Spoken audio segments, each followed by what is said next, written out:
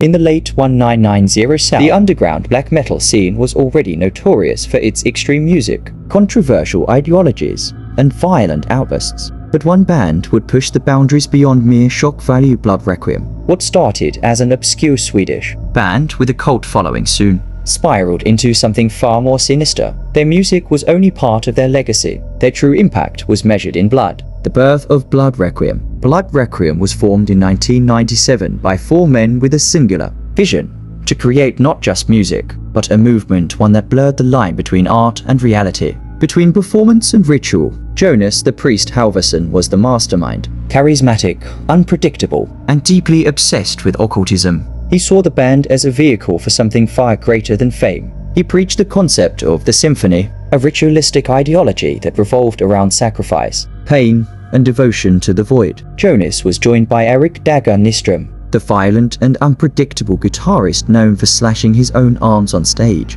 Lars "Hound" Olofsson, the silent and brooding bassist who rarely spoke but followed Jonas with absolute loyalty, and Mikael "Doom" Bergström, the drummer whose obsession with ritualistic rhythms would take the band into truly uncharted territory. From the very start, Blood Requiem's concerts were infamous. Their live performances were soaked in fake blood, animal carcasses, and eerie candlelit rituals. Fans described their shows as hypnotic, terrifying, and otherworldly. But behind the scenes, something darker was growing. The first signs of violence, the first real indication that Blood Requiem was more than just an act, came in 1998, when an abandoned church in Gothenburg was set ablaze. The police found a cryptic message, spray painted onto a nearby gravestone. The symphony begins. The band members denied involvement, laughing at the rumors. But within their inner circle, they were known to whisper about the event with pride. Jonas, increasingly consumed by his ideology, began recruiting a private circle of disciples,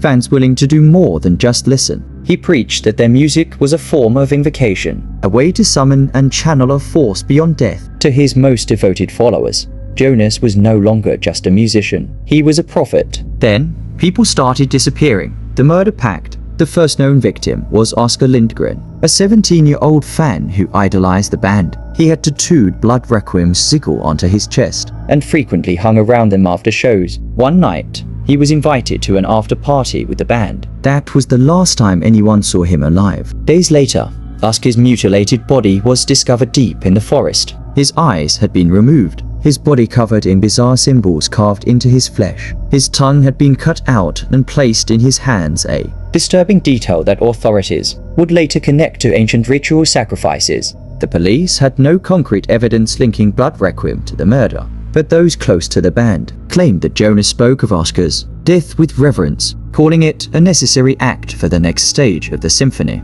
Over the next few months, more disappearances followed. A roadie, a groupie, a fellow musician from a rival band who had openly criticized Blood Requiem. They all vanished without a trace. Those who dared to question Jonas' growing obsession with the symphony found themselves shunned or worse, silenced. The tapes, the horrifying evidence. By the end of 1999, police were actively investigating the band. Then came the discovery that changed everything. Acting on a tip from a terrified former fan, authorities raided an abandoned hunting cabin in the woods, a place Blood Requiem had used as a meeting ground. What they found inside was the stuff of nightmares. Blood-stained weapons, ritualistic symbols painted in what was later confirmed to be human blood, and most chilling of all, a collection of videotapes hidden beneath the floorboards. The footage on these tapes was unlike anything law enforcement had ever seen. Shadowy figures, hooded and chanting, surrounding victims bound and gagged. The flickering light of torches, the sharp glint of steel, the wet, sickening sound of flesh being cut,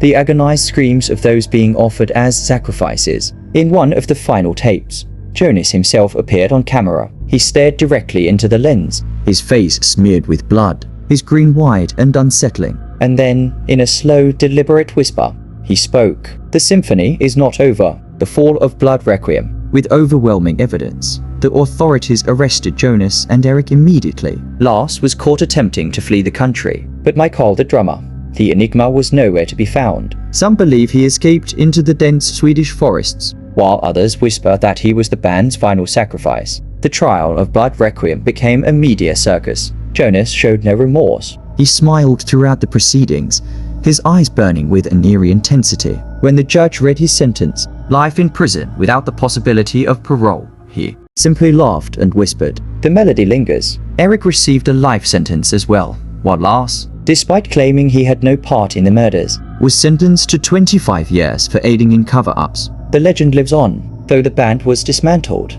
Their influence never truly died. Some of their unreleased recordings still circulate in the darkest corners of the internet, rumored to contain hidden messages and cursed frequencies. Some who listen claim to hear whispers in the static, faint voices calling them to something sinister. And then there are the sightings. Every few years, reports emerge of a gaunt, hooded figure spotted in the Swedish forests, near the ruins of the church that was burned all those years ago. Some say it's Michael, still alive, still waiting. Others believe it's something else, entirely something that was awakened by Blood Requiem's rituals and is still searching for its next sacrifice. The question remains, was Blood Requiem just a band that took things too far? Or had they truly tapped into something beyond human understanding, something dark, something hungry? If you found this story chilling, don't forget to like, share, and subscribe. Who knows? The next time you listen to your favorite band, they might be listening back.